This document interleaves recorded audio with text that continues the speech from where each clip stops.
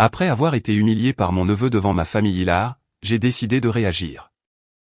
J'ai annulé leurs vacances payées et quitté notre maison. Maintenant, ils m'accusent d'exagérer face à une simple crise d'adolescence. Je m'appelle Rémi. J'ai 34 ans. Et pendant la dernière décennie de ma vie, j'ai été le soi-disant stable de ma famille. Celui qui ne boit pas trop, ne lève pas la voix, paie ses factures à temps et finit toujours par régler l'addition. Celui sur qui tout le monde s'appuie, ne remercie jamais, et en veut secrètement une fois le chèque encaissé.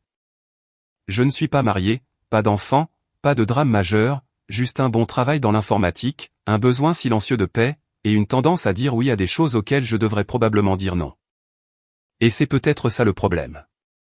Peut-être que je leur ai rendu la tâche trop facile. Laissez-moi remonter un peu le temps. J'ai toujours été proche de ma sœur Sophie, du moins de cette manière polie, pas vraiment intime. Nous étions proches quand nous étions enfants, mais l'âge adulte a révélé en elle quelque chose que je n'avais pas vu venir, un sentiment de droit déguisé en loyauté familiale. Elle s'est mariée jeune, a eu 2 enfants avant d'avoir 25 ans, et depuis, je l'ai vue devenir cette tornade de piques passive-agressive et de manipulation émotionnelle. Son mari, Antoine, est un homme fade avec des opinions tranchées et une éthique de travail sélective. J'ai toujours soupçonné qu'il ne m'aimait pas beaucoup. Trop de mes silences polis lui ont probablement fait sentir qu'il était jugé. Et trop de mes offres d'aide lui ont probablement donné l'impression que je tenais les comptes. Spoiler, ce n'était pas le cas. Du moins pas au début. Au cours des 4 dernières années, j'ai partagé le loyer d'une assez grande maison avec eux, principalement pour des raisons financières de leur côté. Ils avaient pris du retard sur leur prêt immobilier, et je venais de rentrer en ville après une mutation professionnelle. Sophie a lancé l'idée. Nous prendrions tous cette location, économiserions de l'argent, partagerions les charges. Ce sera temporaire, a-t-elle dit. Juste le temps que nous nous remettions sur pied. À l'époque, j'ai pensé, bien sûr, pourquoi pas. Ça les aidera, et je passerai plus de temps avec ma nièce et mon neveu. Gagnant-gagnant. Avance rapide jusqu'à aujourd'hui, et je suis toujours ici dans la même maison sur le même bail, payant juste un peu plus que ma part parce que tu gagnes plus, Rémi. Et supportant une dynamique familiale qui ressemblait plus à une fuite lente qu'à une explosion. Mais je suis resté parce que c'est la famille, parce que cela semblait plus facile que de tout recommencer, parce que je pensais que peut-être, finalement, il se reprendrait en main. J'aurais dû voir les fissures plus tôt, comme la fois où Sophie a emprunté ma voiture juste pour la journée et l'a rendue 3 jours plus tard avec un réservoir vide et une nouvelle bosse sur le pare-chocs arrière. Ou quand Antoine a suggéré avec désinvolture que je devrais payer pour la mise à niveau d'Internet puisque tu l'utilises pour le travail et tout, même s'il passait la plupart de ses soirées à regarder des vidéos de conspiration en HD. Ou la façon dont il supposait toujours que je paierais l'addition quand nous sortions à chaque fois. C'est toi qui paies celle-là, n'est-ce pas, comme si c'était une blague interne dont j'avais oublié la chute. Malgré tout, j'ai laissé faire. Je me suis dit que ça ne valait pas le coup de créer un drame. Que si je les confrontais, ça ne ferait qu'empirer les choses. Que peut-être ils ne réalisaient pas à quel point ils s'appuyaient souvent sur moi. Peut-être qu'ils m'appréciaient d'une manière qu'ils ne savaient pas exprimer. Et puis vinrent les vacances. Cela avait commencé des mois auparavant. Sophie était stressée. Les enfants étaient épuisés par l'école. Et Antoine était de nouveau entre 2 emplois. J'avais quelques jours de RTT et un bon bonus sur mon compte. Et contre mon meilleur jugement, j'ai proposé de réserver une villa en bord de mer pour nous tous. 7 jours, vue sur l'océan, à 2 heures de route. C'est ma tournée, avais-je dit, et je le pensais. Vraiment. Je voulais juste faire quelque chose de bien, quelque chose d'amusant, quelque chose qui pourrait me faire me sentir à nouveau connecté à eux. Sophie a pleuré. Les enfants étaient ravis. Antoine m'a donné un coup de poing amical et a dit, « Tu es le meilleur, Rémi. » Et pendant un instant, j'ai cru que c'était peut-être une bonne idée. Mais les choses ont commencé à changer presque immédiatement. Sophie a commencé à traiter le voyage comme si c'était son projet. Elle a choisi les dates, attribué les chambres, fait une liste de courses, et m'a même envoyé un tableau Excel des responsabilités partagées, malgré le fait que c'était moi qui payais l'intégralité de la facture. Puis elle a suggéré d'inviter sa meilleure amie et ses enfants pour une nuit ou 2. Et quand j'ai hésité, elle a fait la moue comme si j'avais annulé Noël. Antoine a commencé à se vanter auprès de ses amis de notre villa en bord de mer, en y faisant des références désinvoltes comme s'il en était le propriétaire. Et les enfants, surtout son fils de 15 ans, Théo, ont commencé à agir comme si j'étais leur assistant personnel. « Rémi, tu peux me conduire au football ? Rémi, on n'a plus de snack. Rémi, ta chambre sent les vieux livres. » C'était épuisant, mais encore une fois, je me suis dit, ce ne sont que des trucs d'adolescents. C'est un enfant. Ils ne comprennent pas encore. Jusqu'à cette nuit où tout a basculé. C'était un vendredi. Nous avions commandé des plats à emporter, ma tournée, évidemment, et nous étions tous assis autour de la table du dîner. Les enfants étaient sur leur téléphone. Antoine était à la moitié de sa bière. Sophie faisait défiler son iPad tout en me demandant combien de chambres la villa en bord de mer avait encore, car apparemment les 3 fois précédentes où je le lui avais dit n'avaient pas retenu son attention. Puis Théo a ri. Ce n'était pas le genre de rire que l'on partage avec quelqu'un. C'était le genre que l'on vise. Il a levé les yeux de son téléphone, droit vers moi, et a dit assez fort pour glacer la pièce, « Pourquoi es-tu même ici ? Personne ne t'aime vraiment. On t'invite juste parce que tu paies pour tout. » Pendant une seconde, le silence fut assourdissant. Je me souviens avoir pensé, sûrement quelqu'un va dire quelque chose.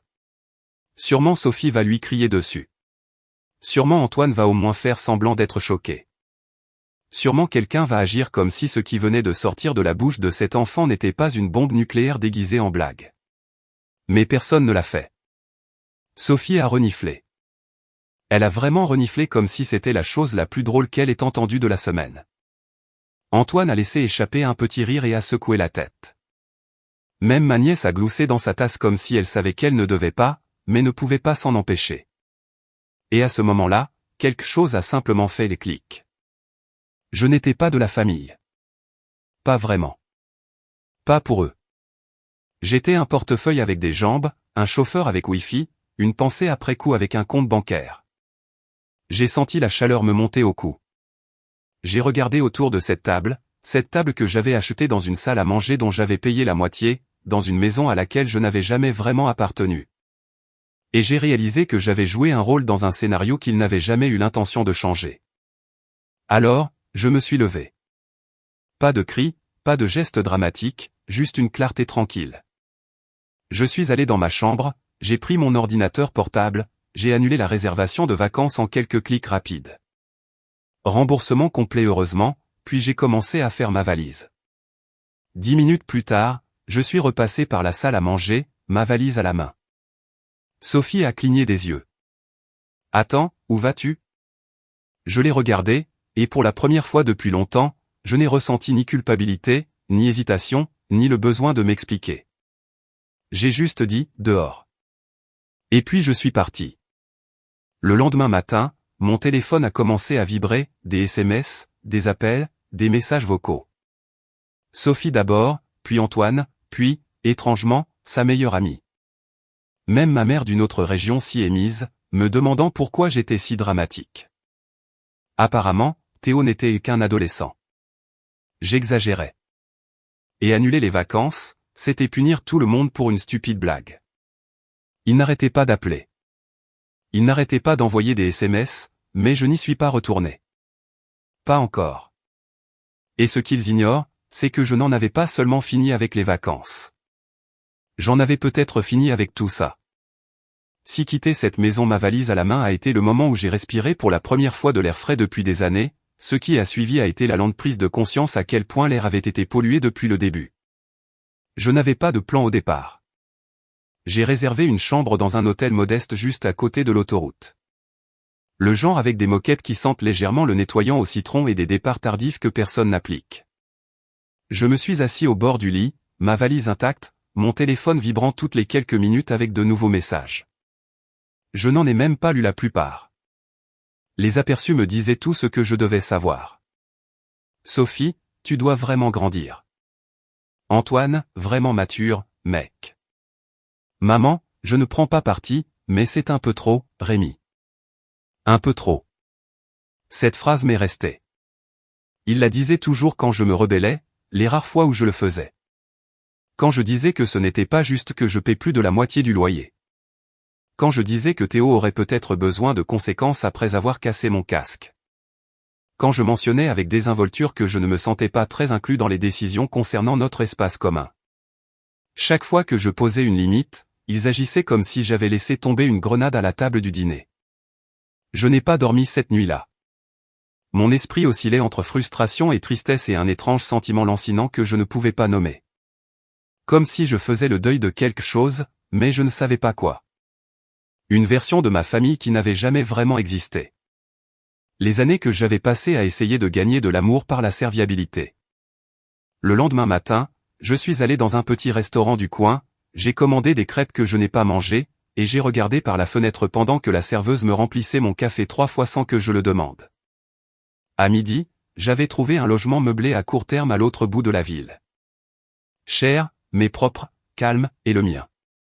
J'ai signé le bail cet après-midi-là et payé 3 mois de loyer d'avance.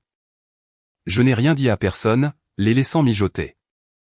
Mais à mesure que le silence s'éternisait, quelque chose d'étrange s'est produit. Les appels n'ont pas cessé. Ils ont juste changé. La première semaine, tout tournait autour du voyage. Les messages vocaux de Sophie sont devenus de plus en plus frénétiques, culpabilité mêlée de phrases comme « Les enfants étaient tellement excités, Rémi ». Et « J'en avais déjà parlé à tout le monde ». Comme si mon annulation était une attaque personnelle contre sa capacité à sauver les apparences. Elle a même essayé d'instrumentaliser la nostalgie. Tu te souviens quand nous allions au lac avec maman et papa? Tu leur enlèves ça maintenant. Puis Antoine a ajouté son propre genre unique de manipulation. On peut en parler, mec. Mais punir Théo ne fait pas de toi une meilleure personne. Comme si j'avais claqué la porte sur un moment d'apprentissage qu'ils auraient géré avec grâce et perspicacité si seulement je n'avais pas été aussi sensible. Mais dès la deuxième semaine, les messages ont pris une tournure différente, à laquelle je ne m'attendais pas. Ils ont commencé à parler de la maison. Cela a commencé par des allusions subtiles. Sophie a envoyé un SMS, « Salut, je me demandais juste quand tu reviendrais. Le loyer est bientôt dû. » Puis Antoine m'a envoyé un message disant, « Pour info, le propriétaire demande si tu es toujours sur le bail. » Il a ajouté, « J'ai dit que tu faisais juste une pause. » Et c'est là que j'ai réalisé qu'il ne pensait pas que j'étais sérieux. Il pensait que je me calmerais, qu'il me manquerait, et que je reviendrais en rampant, mon portefeuille ouvert et la queue entre les jambes. Alors, j'ai envoyé un message court et poli à Sophie. La première vraie communication depuis mon départ. « Salut, je ne reviens pas. N'hésitez pas à transférer le bail à votre nom. » Elle n'a pas répondu pendant 2 jours. Quand elle l'a fait, ce fut un roman. De longs paragraphes sur comment tu ne peux pas nous laisser comme ça, et cela nous affecte tous, et tu as pris un engagement. Elle a essayé de faire appel à mon sens du devoir, me rappelant comment j'avais promis d'aider quand ils étaient en difficulté. Comment c'était toi qui disais que la famille reste unie. Ce n'est qu'à la toute fin de sa tirade que la vraie panique a transpercé. Nous ne pouvons pas payer le loyer complet sans toi, Rémi. C'était ça. La vérité. Cette phrase s'est accrochée à mon esprit comme un parasite. Il ne s'agissait pas de mon départ. Il s'agissait du vide que j'avais laissé derrière moi. Pas émotionnel, mais financier. Je n'étais pas un frère ou un oncle. J'étais une béquille. Plus je restais silencieux, plus les messages devenaient désespérés. Ma mère, qui était restée plutôt discrète pendant l'explosion initiale, a décidé de s'impliquer. Elle m'a appelé pendant ma pause déjeuner au travail. Sa voix douce, presque répétée. « Rémi, chéri, on peut parler ?» Je n'ai pas raccroché, mais je n'ai pas dit grand-chose non plus. Elle a commencé lentement, à demander comment j'allais, si je mangeais bien. Puis est venue la transition. Sophie m'a raconté ce qui s'est passé. Je sais que Théo a dit quelque chose d'horrible, mais c'est un adolescent. Ils disent des choses qu'ils ne pensent pas. J'ai gardé ma voix ferme. Il le pensait. Il y a eu une pause. Eh bien, même s'il le pensait, tu dois être l'adulte dans la pièce.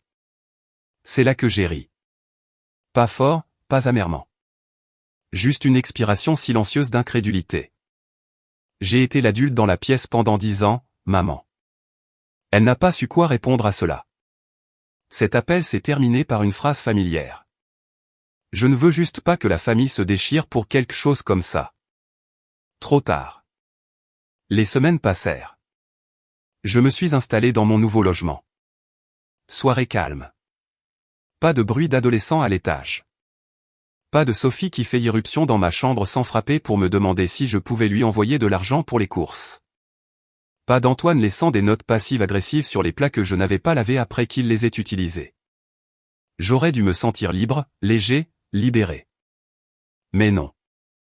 Pas encore. Car vint ensuite la trahison qui a tout bouleversé. C'était un jeudi. Je me préparais à me coucher quand j'ai reçu un appel d'un numéro que je ne reconnaissais pas. J'ai laissé sonner et la personne a laissé un message vocal. Puis j'ai reçu un SMS. Rémi, c'est Monsieur Dubois, votre propriétaire. Veuillez m'appeler dès que possible. C'est urgent. J'ai ressenti cette sensation de malaise dans mon estomac. Je l'ai rappelé immédiatement. Il a décroché à la première sonnerie. Salut, Rémi. Désolé de vous déranger si tard. Je voulais juste clarifier quelque chose. Sophie et Antoine m'ont dit que vous aviez accepté de rester sur le bail mais de vivre ailleurs. Ils ont dit que c'était une chose temporaire, une sorte de séparation à l'amiable pendant que vous régliez un désaccord familial. Ma bouche est devenue sèche. Il quoi? Il a éclairci sa gorge. Ils m'ont envoyé une copie signée du renouvellement de bail la semaine dernière. Il y avait votre nom dessus. Signature électronique. Même email qu'avant. Je me suis assis. Je n'ai rien signé. Silence. Vous voulez dire que ce n'était pas vous? Non, ai-je dit, la voix tendue. Ce n'était pas moi. Cette nuit-là, j'ai à peine dormi. Mon esprit n'arrêtait pas de repasser les implications. Ils avaient falsifié ma signature. Ils avaient utilisé mon nom.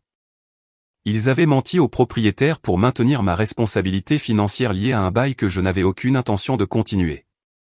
Le lendemain matin, je suis allé directement au bureau de gestion immobilière avec ma carte d'identité et une copie imprimée de chaque SMS et email que j'avais échangé avec Sophie et Antoine. La gestionnaire du bureau était professionnelle, mais je pouvais dire qu'elle était consternée.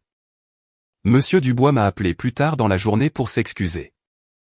Nous annulerons le renouvellement immédiatement. Et ne vous inquiétez pas, ils seront responsables du montant total à l'avenir. Je l'ai remercié, raccroché, et je suis resté assis dans ma voiture à regarder mes mains pendant 10 bonnes minutes. Ce fut le moment, pas l'insulte au dîner, pas les rires, pas les SMS me disant de passer à autre chose. Ce fut le moment où j'ai réalisé qu'ils étaient prêts à mentir, à manipuler, même à commettre une fraude. De plus, ils n'auraient pas à assumer la responsabilité de leur propre vie. Ce n'était pas seulement égoïste, c'était dangereux. Et j'en avais fini d'être poli à ce sujet. J'aimerais pouvoir dire que je suis sorti du bureau du propriétaire avec le feu au ventre et un plan parfait se formant dans ma tête, mais non. Je suis juste resté assis dans ma voiture pendant longtemps, à respirer. C'était un silence étrange, le genre qui suit une détonation contrôlée. Pas de chaos, pas de cris, juste une immobilité qui me disait que le mal était fait, et qu'il n'y avait pas de retour en arrière possible. Je n'étais plus en colère. C'était la partie effrayante. Je n'étais même pas surpris. Au fond de moi, je crois que j'ai toujours su qui ils étaient. J'ai juste passé des années à peindre par-dessus avec le doux pinceau de leur famille. Mais la famille ne falsifie pas votre signature. Je suis rentré chez moi pas à la maison et je me suis tenu dans ma cuisine pendant que la bouilloire chauffait. Les fenêtres étaient ouvertes. Dehors, un enfant faisait du vélo dans la rue, riant comme si rien au monde ne l'avait jamais déçu. Et pendant une seconde, j'ai envié ce genre de liberté, cette ignorance totale de ce que l'on ressent quand on est utilisé par les gens pour qui on aurait autrefois tout laissé tomber. Cette nuit-là, je me suis assis et j'ai commencé à écrire. Pas une lettre, pas un message, juste écrire. Je devais évacuer tout ce que j'avais refoulé. Chaque fois qu'on m'avait dit que j'étais trop sensible ou que j'en faisais toute une histoire. Chaque fête où j'avais tout payé et était reparti avec une douleur creuse dans la poitrine. Chaque anniversaire où j'avais souri à un joyeux anniversaire tiède et à une carte signée de la main de quelqu'un d'autre. J'ai écrit jusqu'à 2 heures du matin. Des pages et des pages de souvenirs que je n'avais pas réalisé que je portais encore comme des poids de plomb dans mes côtes. Quand j'ai finalement fermé le carnet, je me suis senti plus léger. Encore blessé, mais plus léger. Les semaines suivantes furent calmes, mais du genre de calme qui provient d'une absence délibérée. Le genre que l'on construit autour de soi comme un mur. Sophie a cessé d'appeler. Antoine n'a pas envoyé de SMS. Ma mère a essayé 1 ou 2 fois, mais quand je n'ai pas répondu au-delà d'un simple « je vais bien », elle a abandonné. Et dans ce silence, j'ai commencé à guérir. Je me suis concentré sur le travail. J'ai postulé pour des projets que je refusais autrefois. J'ai commencé à déjeuner avec des collègues au lieu de disparaître dans mon bureau comme un fantôme. Les gens ont commencé à m'inviter à des choses, soirées quiz, apéritifs, randonnées le week-end. Et pour la première fois depuis longtemps, j'ai dit oui. C'était bizarre au début. J'avais oublié comment parler de choses qui n'étaient pas liées à la famille. Mais avec le temps, je me suis souvenu comment rire de mauvaises blagues, comment demander des nouvelles du week-end de quelqu'un et se soucier sincèrement de la réponse, comment partager des histoires qui ne commençaient pas par ma sœur un jour. Puis vint le jour où ma manager, Sylvie, m'a pris à part. « Tu es formidable ces derniers temps », a-t-elle dit en souriant. Je ne sais pas ce qui a changé, mais je suis contente de le voir. J'ai haussé les épaules, un peu embarrassé. Juste moins de distraction, je suppose. Eh bien, quoi que ce soit, ça marche. Il y a un poste de chef d'équipe qui s'ouvre le trimestre prochain. Je pense que tu devrais postuler. Cela m'a frappé plus fort que je ne l'avais imaginé. Non pas à cause de la promotion, mais parce que j'ai réalisé, peut-être pour la première fois, que j'avais de la valeur en dehors d'être utile à ma famille. J'étais bon dans ce que je faisais. J'étais responsable, capable, fiable. Des traits que j'avais toujours considérés comme des fardeaux étaient en fait des forces. Et quand ils n'étaient pas constamment exploités, ils ont commencé à briller. J'ai aussi commencé une thérapie. J'y pensais depuis des années, mais l'argent semblait toujours mieux dépensé pour les urgences des autres. Maintenant, assis en face de quelqu'un dont le travail n'était pas de me juger ou de me rejeter, mais de réellement écouter, c'était une sorte de soulagement étrange et vulnérable. Nous avons parlé des limites, de l'enfance, des raisons pour lesquelles j'avais passé si longtemps à me plier en 4 pour répondre aux besoins des autres. On vous a appris à croire que l'amour est quelque chose que l'on gagne, a dit un jour ma thérapeute doucement. Mais le véritable amour n'est pas transactionnel. Il ne tient pas de compte. Cela m'est resté. De même que la chose suivante qu'elle a dite, votre absence révèle l'étendue de votre valeur pour eux. Non pas parce que vous leur manquez, mais parce que ce que vous faisiez pour eux leur manque. Ce n'est pas votre faute. Mais il est important de le voir clairement. Je le voyais plus clairement chaque jour. Comme lorsque Sophie m'a finalement envoyé un message, non pas pour s'excuser, mais pour dire qu'ils avaient du mal à couvrir le loyer et qu'ils auraient vraiment besoin d'un peu d'aide juste pour quelques mois. Elle a enrobé cela d'un langage fleuri, a parlé des enfants qui me manquaient, a dit que Théo était désolé si je l'avais mal pris. Pas désolé pour ce qu'il avait dit, juste désolé si je l'avais mal interprété. Je n'ai pas répondu. Au lieu de cela, j'ai commencé à ranger les restes de ce chapitre de ma vie. J'ai donné le vieux canapé que j'avais acheté pour la maison partagée. J'ai donné le jeu de vaisselle de rechange. J'ai vendu quelques objets sur un marché en ligne, non par vengeance, mais parce qu'ils ne me semblaient plus m'appartenir. C'étaient des artefacts d'un rôle que je ne jouais plus. Et en chemin, j'ai recommencé à rêver. De petites choses au début. J'ai fait un week-end à la montagne. J'ai recommencé à dessiner juste pour le plaisir. Je me suis inscrit à un cours de cuisine. Je me suis fait des amis qui ne me connaissaient pas comme le type qui paie pour tout. Ils me connaissaient juste comme Rémi. Le type qui raconte des blagues pince sans rire étonnamment drôles. Le type obsédé par les expériences de croque-monsieur. Le type qui, enfin, semblait reprendre vie. Mais alors quelque chose s'est produit qui m'a secoué d'une manière différente. J'ai reçu un appel de ma nièce. Pas Théo, pas Sophie, pas Antoine. Ma nièce Léa, 14 ans. Intelligente, timide, toujours gentille avec moi, à la manière douce des enfants du milieu. Nous ne nous étions pas parlé depuis mon départ. Oncle Rémi. Sa voix était douce, comme si elle ne savait pas si elle avait le bon numéro. Salut Léa. Dis-je, m'adoucissant instantanément. Tu vas bien? Elle ne répondit pas tout de suite. Puis, à peine un murmure, elle dit, pourquoi tu ne viens plus? Mon cœur se serra. Je m'assis sur mon lit, le téléphone pressé contre mon oreille. C'est compliqué. Maman dit que tu es en colère contre Théo, mais tu n'as même pas dit au revoir. Elle n'était pas en colère. Elle n'accusait pas. Elle semblait blessée. J'ai dégluti. Je ne suis pas parti à cause de toi, ma chérie. Ni même juste à cause de Théo. C'était plus grand que ça. Mais j'aurais dû te le dire.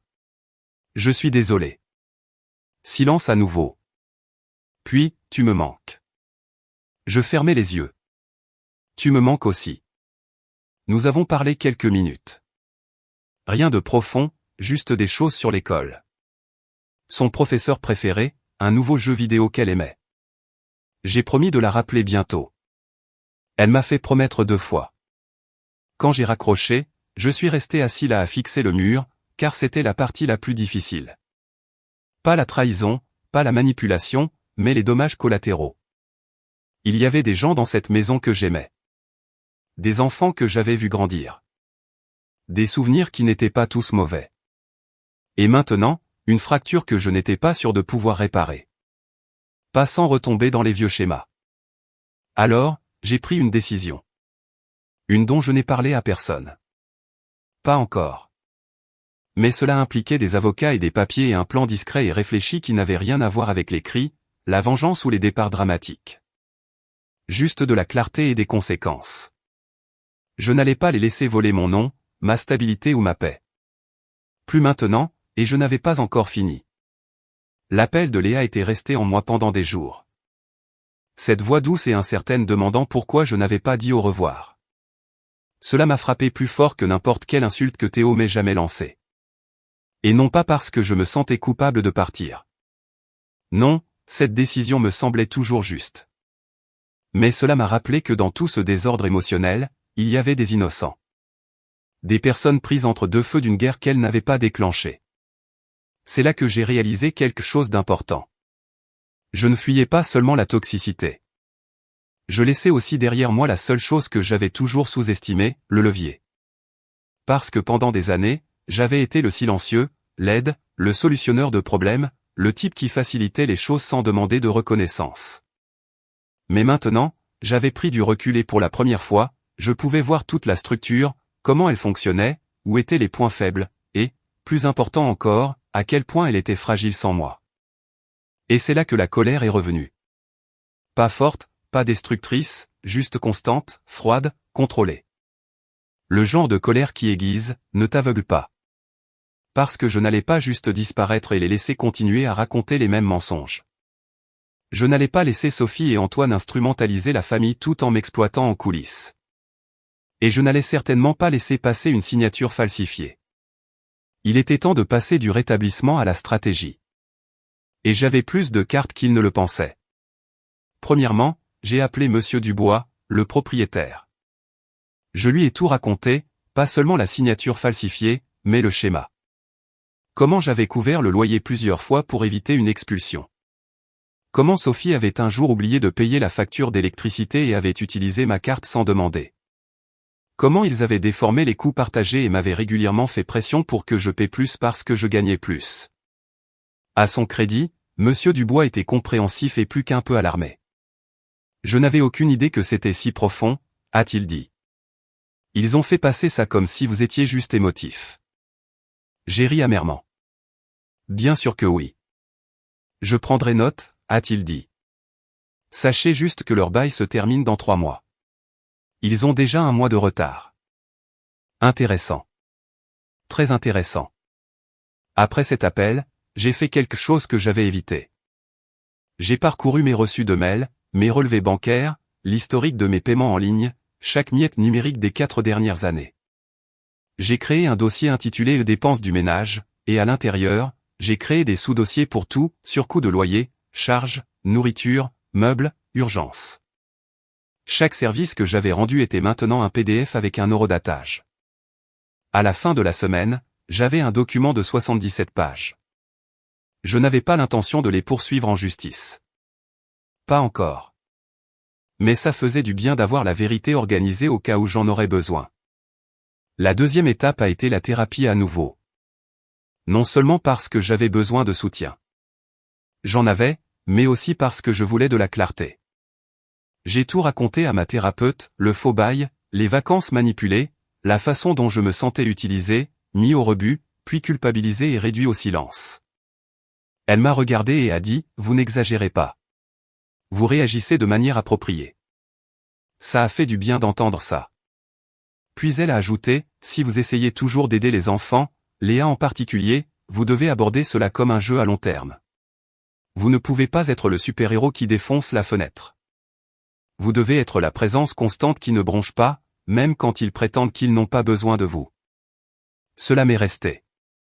Alors, j'ai commencé à planifier avec cet état d'esprit.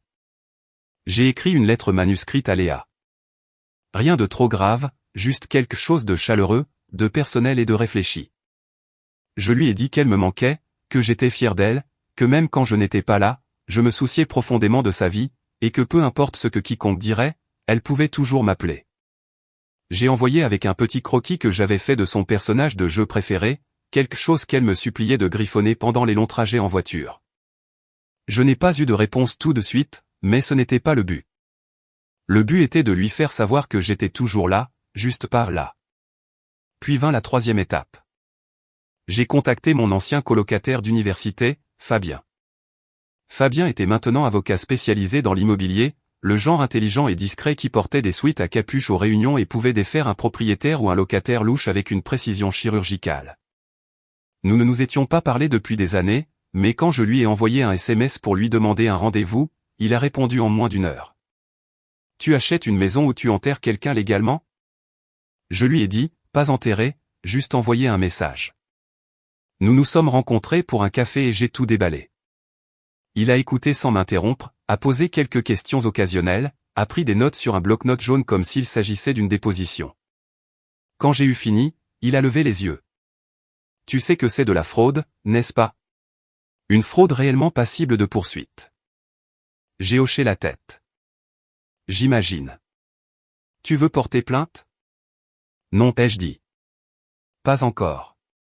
Je veux qu'ils ressentent le poids de ce qu'ils ont fait, mais je veux aussi des options, un levier juridique. Je ne veux pas qu'ils recommencent cette connerie. Il s'est adossé. Tu joues aux échecs. J'aime ça. Fabien a rédigé une lettre de mise en demeure. Elle était chirurgicale.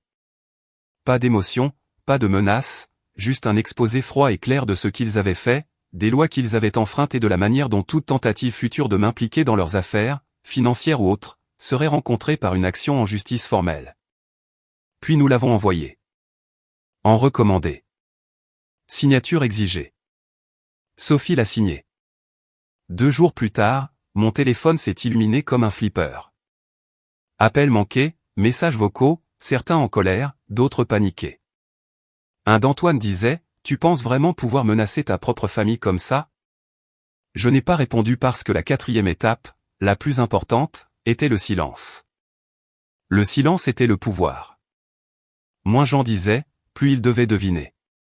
Et à en juger par le ton frénétique des messages vocaux de Sophie, il devinait toutes les mauvaises choses. Il pensait que je les poursuivais en justice. Il pensait que j'allais le dire à toute la famille. Il pensait que je montais Léa contre eux, et je n'ai rien corrigé de tout cela. Au lieu de cela, je me suis investi dans mon travail, j'ai postulé pour le rôle de chef d'équipe, je l'ai obtenu, j'ai commencé à économiser de l'argent, j'ai fait un week-end à Lyon, j'ai rencontré des amis, j'ai ri jusqu'à en avoir mal au ventre. Puis je suis rentré chez moi et je me suis inscrit à un cours d'ébénisterie. Quelque chose que j'avais toujours voulu essayer mais pour lequel je n'avais jamais eu le temps. Je ne me reconstruisais pas seulement, je m'épanouissais. Et pendant tout ce temps, je gardais un œil sur le calendrier parce que le bail de Sophie et Antoine se terminait bientôt. Ils avaient déjà 1 mois de retard. Et j'avais de très forts soupçons que sans moi pour maintenir les choses à flot, ils allaient commencer à sombrer. Et quand ils le feraient, je voulais être prêt, non pas pour me réjouir, non pas pour les détruire, mais pour leur montrer que j'étais la fondation. Et maintenant que j'étais parti, ils devraient trouver comment tenir debout seuls ou s'effondrer. Et cet effondrement, il arrivait plus tôt qu'ils ne le pensaient. L'effondrement est arrivé un mardi matin pluvieux, le genre qui transforme le monde en un gris terne et rend chaque son plus lourd. J'étais assis à mon bureau, sirotant un café, quand le premier SMS est arrivé. Sophie, Rémi, s'il te plaît, il faut qu'on parle. C'est sérieux. Je n'ai pas répondu. 1 heure plus tard, j'ai reçu un appel d'un numéro inconnu. J'ai laissé un message vocal. Quand j'ai vérifié le message, c'était Sophie. La voix tendue, coupée, mais se brisant sur les bords. Rémi, je ne sais plus quoi faire. Le propriétaire nous a servi un avis d'expulsion. Nous sommes en retard et il ne nous laisse pas prolonger. Il a dit que vous lui aviez dit de ne pas le faire. Je ne sais pas à quel jeu vous jouez, mais vous ruinez la vie des gens. Cette partie m'a fait rire aux éclats. Parce que ce qu'elle disait vraiment, c'était « Tu as arrêté de nous porter et maintenant nous nous effondrons ». Je ne l'ai pas rappelé. Je n'avais pas besoin de le faire parce que ma part, elle était déjà faite. Cela avait commencé 1 mois plus tôt quand j'avais reçu la confirmation officielle de Monsieur Dubois que Sophie et Antoine n'avaient pas payé 1 centime de loyer depuis mon départ. Pas un seul. Ils avaient promis des paiements partiels, fait des excuses, esquivé les appels téléphoniques. Au début, il leur a donné du mou, probablement parce qu'ils avaient des enfants. Mais au bout de 3 mois, il en avait eu assez. Il recevait un préavis de 30 jours pour quitter les lieux légalement, paisiblement, mais fermement. Il m'a demandé, officieusement, si je voulais être informé de leur départ. J'ai dit non, mais je lui ai demandé une chose, pouvez-vous vous assurer que les enfants sont hors de la maison quand cela se produit? Il a marqué une pause, puis a dit doucement, je ferai ce que je peux. Alors, pendant que le compte à rebours de leur bail s'écoulait, j'ai attendu. Et pendant que j'attendais, je me suis préparé. Vous voyez, la vengeance, la vraie vengeance, ce n'est pas des feux d'artifice. C'est de la pression. C'est enlever la chose sur laquelle il s'appuyait le plus et laisser la nature faire le reste. Sophie et Antoine avaient construit tout leur monde sur la supposition silencieuse que je serais toujours là, que je pardonnerais, que je réparerais, que je paierais. Et maintenant, pour la première fois, ils devaient répondre de leur propre décision. La nouvelle s'est répandue discrètement dans la famille. Je n'avais pas dit grand-chose, mais l'histoire a circulé. Pas de ma part. J'ai été prudent à ce sujet, mais des propres gesticulations désespérées de Sophie. Elle en a parlé à notre mère, espérant la transformer en alliée. Mais au lieu de cela a juste ouvert une conversation que notre famille évitait depuis des années. Maman m'a appelé un soir, quelques jours avant la signification de l'avis d'expulsion. Rémi, a-t-elle dit, je veux m'excuser. J'étais silencieuse, j'attendais. J'aurais dû intervenir plus tôt. Je ne réalisais pas à quel point il s'appuyait sur toi ou depuis combien de temps ça durait. Il ne le cachait pas, ai-je dit. Tu ne voulais juste pas le voir. Elle a soupiré. Je sais. Et pour la première fois depuis des années, nous avons eu une conversation honnête. Pas de culpabilité, pas de manipulation, juste la vérité. Elle m'a dit que Sophie avait toujours supposé que j'irais bien parce que Rémi est le responsable. Qu'elle pensait que ça ne me dérangeait pas parce que je ne me plaignais jamais. C'est ça le problème, ai-je dit. Je n'aurais pas dû avoir à me plaindre. Elle n'a pas argumenté. Quand l'expulsion a été finalisée, je n'ai pas célébré. Je suis allé me promener. C'était une journée étrange, ensoleillée mais fraîche, avec un vent qui faisait frissonner les feuilles des arbres. Je pensais toujours à Léa, à quel point cela allait être difficile pour elle. Je détestais cette partie, mais je savais aussi qu'elle avait appris quelque chose à travers tout cela. Quelque chose sur l'honnêteté, la responsabilité et le coup de faire semblant que tout va bien quand ce n'est pas le cas. Je ne voulais pas qu'elle me voie comme le méchant. Alors, je lui ai envoyé un message, une seule phrase, si tu as besoin de quoi que ce soit, je suis toujours là, peu importe ce que tes parents disent. Elle a répondu avec un emoji cœur. Simple mais puissant. Je n'ai pas su où ils avaient déménagé tout de suite, mais j'ai appris par des connaissances communes qu'ils logeaient chez le cousin d'Antoine, à l'autre bout de la ville.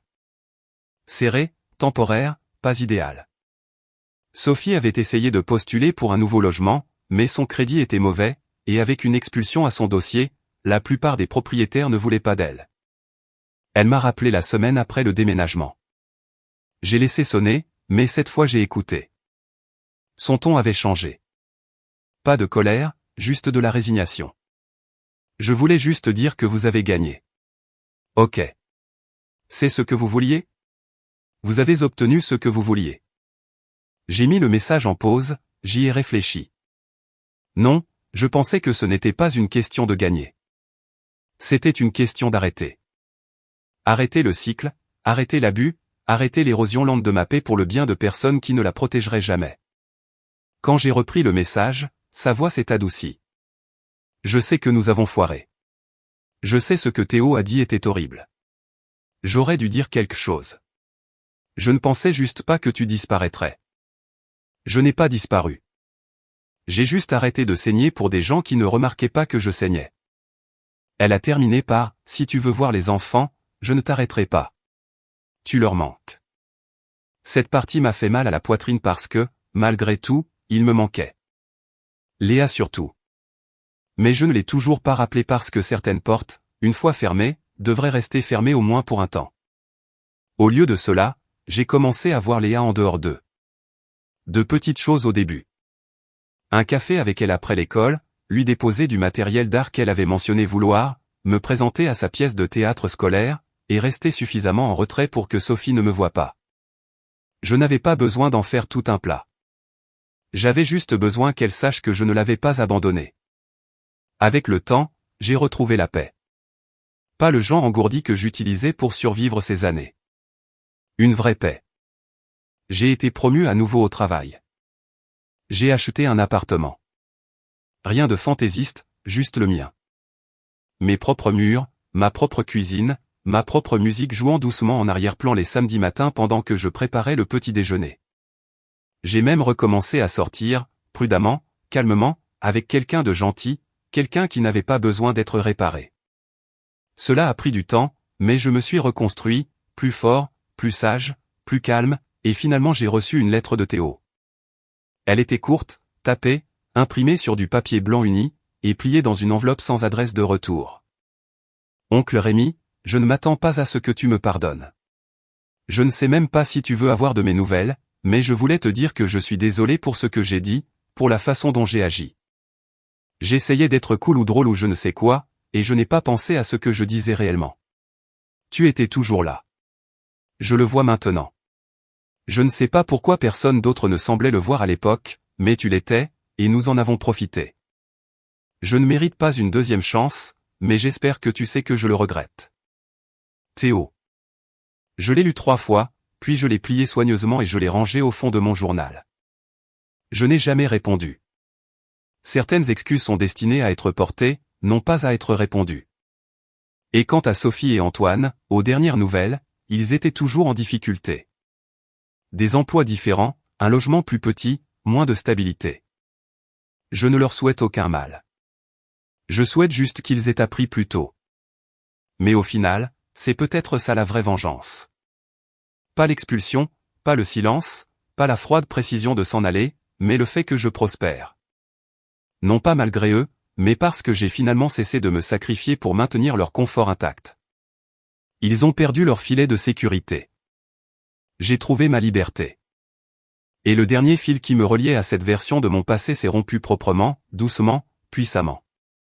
Je n'étais jamais leur fondation. J'étais leur canot de sauvetage. Et quand je suis descendu, ils ont enfin dû apprendre à nager.